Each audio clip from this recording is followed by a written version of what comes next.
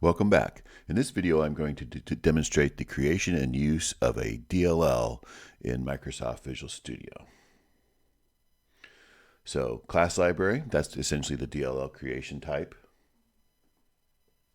I'm going to take the default names for everything. That's not normally what I would do, of course, but I'm going to change the location here.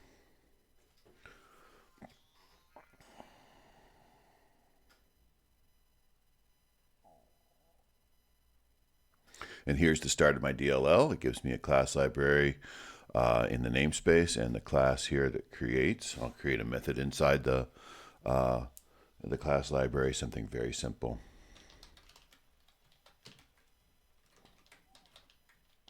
So public void say hi, no parameters, and a logical thing for it to do is say hi.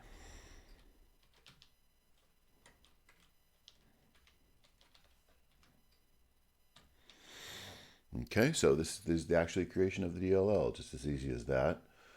Build it,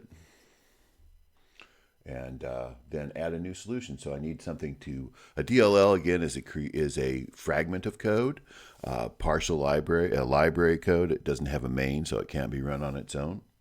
So I'll add a console solution this time, so we can exercise this very simple DLL. So console app, both of the .NET framework types. Again, just accepting the default names for things. Okay, that's called class 1. So we need to create an instance of that class.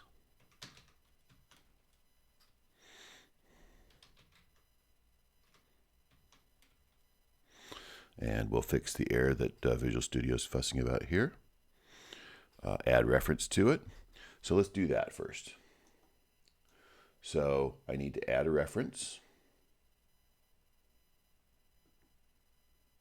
So at this point in this wizard, you could add an external class library, but because we're within the same solution here, Visual Studio already knows about it. It's just unchecked here. So this is adding a reference to it, so it'll know to add the code. Then there'll be one more error here to fix, and that's using the namespace. Notice this namespace is console app 1, following what we accepted when we created the project.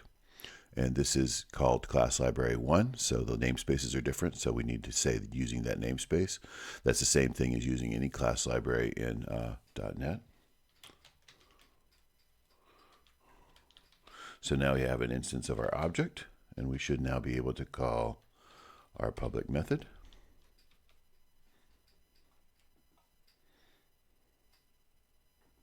Okay, so class library 1 is the default running library. Of course, it can't be started, as we discussed.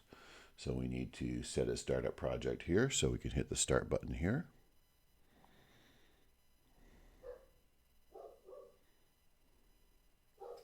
Okay, let's run this with Control F5 rather than debugger, because the console closes real fast.